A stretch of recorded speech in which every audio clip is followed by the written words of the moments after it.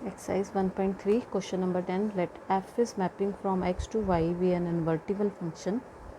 Show that f has a unique inverse. अब इसमें invertible function दिया हुआ है, मीन्स 1 on 2 हमें गिवन है, 2 प्रॉपर्टीज़, और हमें शो करना है f हैज़ यूनिक इन्वर्स, कि इसका एक ही इन्वर्स है. तो जब भी हमें यूनिकनेस शो करनी होती है किसी क्वेश्चन में, हम दो चीज़ें लेके चल पड़ते हैं. Let G1 and G2 be two inverses of f, जिसके दो इन्वर्स मान लिए, और अगर हम इनको इक्वल शो कर देंगे तो ये मेरे पास प्रूव हो जाएगा कि इसका यूनिक इन्वर्स है. Therefore for all y belongs to y, f circle G1 of y, ये इन्वर्स की डेफिनेशन की थी हमने, is equal to f of G1y is equal to y. Identity function के इक्वल होना चाहिए. f circle G1y is equal to y, वहाँ पे I लिखा हुआ था डेफिनेशन में आइडेंटिटी, तो ये भी आइडेंटिटी ही फंक्शन है. एंड अब G1 इन्वर्स था तो ये डेफिनेशन लगा दी. अब G2 भी इन्वर्स है, तो f circle G2 of y is equal to, circle हटाएंगे हम, ब्रैकेट आ गई, f of G2y is equal to y. अब इन दोनों इक्वेशन, ये दोनों y के इक्वल हैं, इट मीन्स कि ये दोनों मेरे इक्वेट हो गए. तो equation number 1 and 2 implies f circle G1 of y is equal to f circle G2 of y.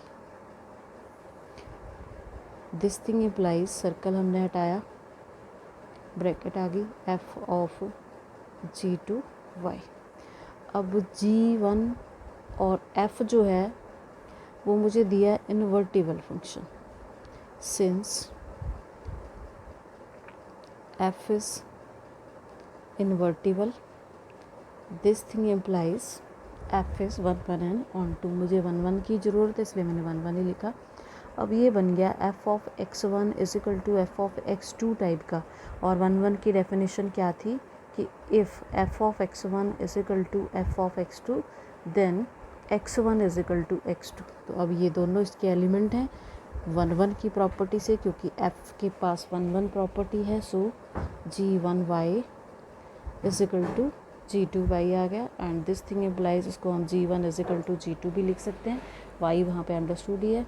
This thing implies inverse of f is unique, और यही हमें शो करना था. नेक्स्ट है question number 11. Consider f is mapping from 1 to 3 to set ABC given by f of 1 is equal to A, f of 2 is equal to B and f of 3 is equal to C. Find f inverse and show that f double inverse is equal to f. दो चीज़ें मुझे इसमें prove करनी है. तो given क्या है, function दे रखा है, f is mapping from 1 to 3 to ABC. This thing implies, f में मुझे ऑर्डर्ड पेयर दिए हैं. 1 के लिए a एलिमेंट है, f of 1 is equal to a का मीनिंग ये भी हुआ ना, f of 1 is equal to a, 2b and 3c. ठीक है, ये ऑर्डर्ड पेयर मुझे f में दे रखे हैं. तो therefore for distinct values of x in 1 2 3 there exist distinct values of y in ABC. आप देख रहे हो कि 1 के लिए a मिल रहा है, अलग वैल्यूज़ मिल रही है ना, 1 के लिए a मिल रहा है, 2 के लिए b मिल रहा है, 3 के लिए c. डिस्टिंक्ट एलिमेंट्स के लिए मुझे डिस्टिंक्ट एलिमेंट्स मिल रहे हैं, डोमेन के डिस्टिंक्ट एलिमेंट्स के लिए को डोमेन में डिस्टिंक्ट एलिमेंट्स मिल रहे हैं. सो ये 1 1 है, ये डेफिनेशन थी मेरी 1 1 की. This thing implies f is 1 1. Also for every element of y, every element y belongs to set A B C, codomain में मैंने एलिमेंट लिया, हम ऑन टू प्रूव करने जा रहे हैं। There exist a unique element, there exist a unique element x belongs to 1 2 3 such that f of x is equal to y, so f is on to।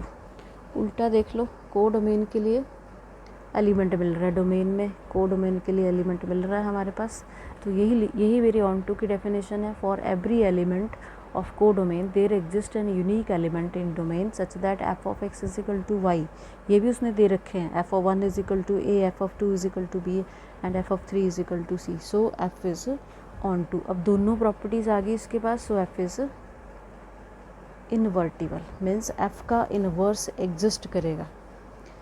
तो F का जब inverse exist करेगा तो उसकी मैपिंग चेंज हो जाएगी।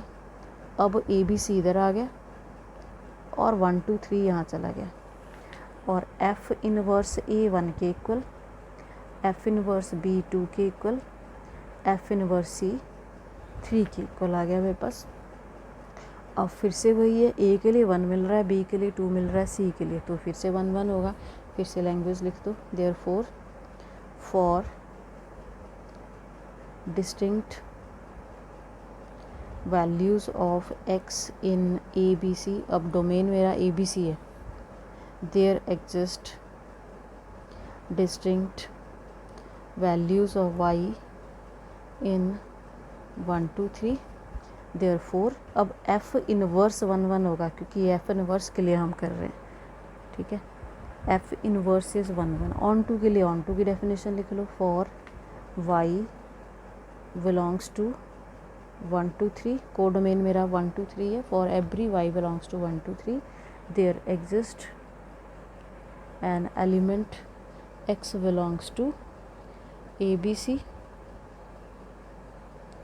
such that f of x is equal to y, and this thing implies f inverse is onto, f inverse is onto, यहाँ भी f inverse आएगा। और 1 1 onto है तो f inverse invertible हो गया, therefore f inverse is invertible।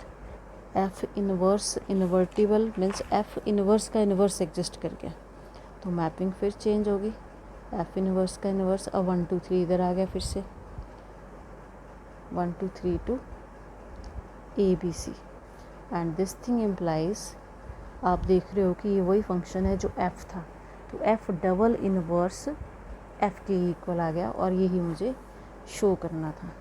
Now question number 12 जो है वो होमवर्क करना है, वो इसी की तरह ही है।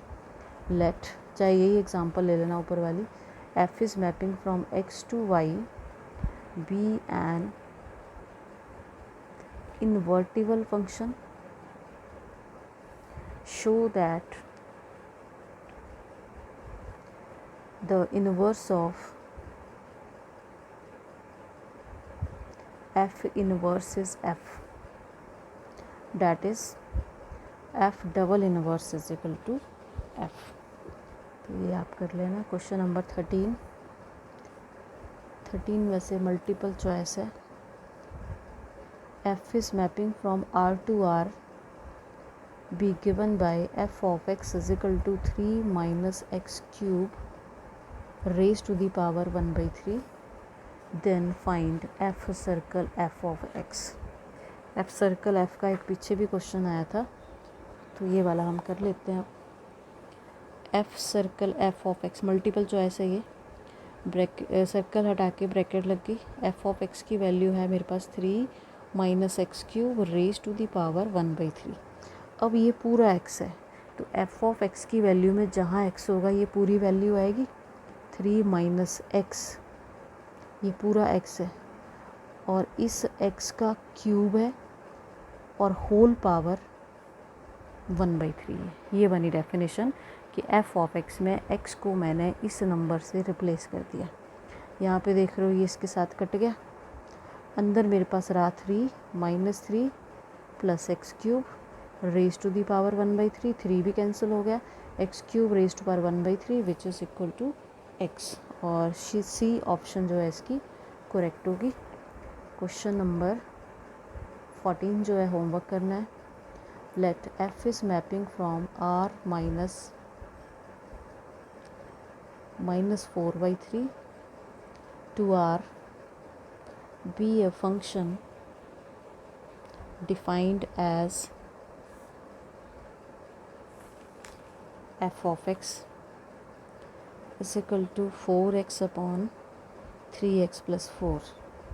The inverse of f is the map G such that range of f is mapping from R minus 4/3 given by multiple choice है। आगे इसकी ऑप्शंस दिए हैं। g of y is equal to 3y upon 3 minus 4y, g of y is equal to 4y upon 4 minus 3y, c is g of y is equal to 4y upon 3 minus 4y and D option is g of y is equal to 3y upon 4 minus 3y। f function दे रखा है आपको, f of x उसकी defining दी हुई है। Inverse of f निकालना है actually, इसमें inverse of f क्या होगा। तो इन्वर्स ऑफ f निकालने के लिए पहले आपको x की वैल्यू चाहिए, तो y is equal to f of x लेके चलोगे, यहाँ वैल्यू डाल दोगे और x आपने फाइंड आउट कर लेना है। जब x निकल गया तो फिर से इसी में पुट करना है। इन्वर्स के लिए हम ये हिंट दे रही हूँ मैं, इसके लिए ये लेके चलते हैं, यहाँ वो x की वैल्यू डाल देनी है और f को उधर ले जाना है, वो f इन्वर्स की इनमें से एक वैल्यू निकल जाएगी।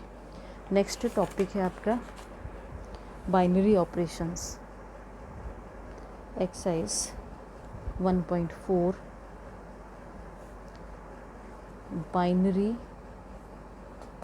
Operations. Definition: a binary operation star on a set A is a function star is mapping from A cross A to A. We denote star of AB by a star b. तो binary operation को यहाँ से हमने star से, इसमें हमने star से denote किया है। Binary operation star on a set, उसकी डिफाइनिंग क्या होगी, star is mapping from A cross A to A. इसका जो डोमेन है वो कार्टेशियन प्रोडक्ट होगा। तो आप देख रहे हो कि ऑर्डर्ड पेयर इसमें प्रेजेंट है। इसको कैसे डिनोट किया, we denote it by star of a b या ए स्टार बी हम लिख सकते हैं। अब ये जो स्टार है कोई भी ऑपरेशन हो सकता है, plus minus multiplication division LCM या एचसीएफ, कुछ भी वो क्वेश्चन में दे सकता है कि स्टार क्या है। उसके बाद इसकी प्रॉपर्टीज़ हैं बाइनरी ऑपरेशंस की। फर्स्ट है हमारे पास कम्यूटेटिव प्रॉपर्टीज़ की। Properties of binary operations. सबसे पहले जो इसमें दी है वो है कम्यूटेटिव, क्लोज्ड भी होती है, एक क्लोज्ड कर लेते हैं। इसमें मैपिंग क्या होगी, star is mapping from A cross A to A, be a binary operation on set A. तो फर्स्ट है closed property.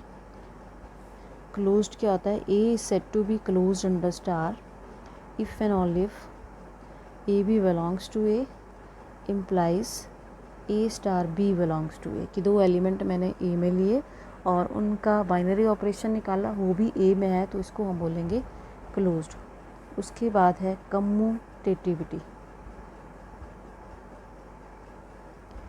A binary operation star on the set A is set to be commutative if a star b is equal to b star a for all a b belongs to A. कि अगर हम ऐसा show कर दें a star b और b star a दोनों equal हैं तो वो कम्यूटेटिव प्रॉपर्टी होगी। उसके बाद है एसोसिएटिविटी। एसोसिएटिविटी में आपको तीन एलिमेंट लेने पड़ेंगे, a star b star c is equal to a star b star c for all a B c belongs to set A.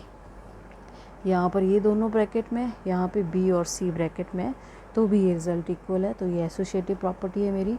Then existence of identity, existence of identity an element, e कोई मैंने element लिया A में, is said to be an identity element, said to be an identity element if and only if E star A is equal to A star E is equal to A for all A belongs to A। कि E identity element कब होगा, जब हम E को A से operate करेंगे और वही एलिमेंट निकलेगा। मीन्स E स्टार A निकाल लेंगे या A स्टार E निकाल लेंगे तो वो वही एलिमेंट दे देगा, A ही एलिमेंट मुझे दे देगा, तो उस केस में E जो है वो आइडेंटिटी एलिमेंट होगा। नेक्स्ट मेरी प्रॉपर्टी है existence of inverse, existence of inverse, an element A belongs to A is said to be invertible if and only if there exists some B belongs to A such that A star B is equal to B star A is equal to E। कि ए हमने लिया कोई element ए में, तो ए invertible means इस ए का inverse कब exist करेगा, जब वहाँ पर एक और एलिमेंट एग्जिस्ट करेगा बी, और a star b equal to b star a equal to identity element आना चाहिए जो पिछले स्टेप में आपकी आइडेंटिटी आई होगी। अगर ये आइडेंटिटी के इक्वल आ गया तब बी जो है आपका इन्वर्स होगा ए एलिमेंट का। तो ये डेफिनेशन ही कर लेनी है, क्वेश्चन हम नेक्स्ट उसमें करेंगे। That's all.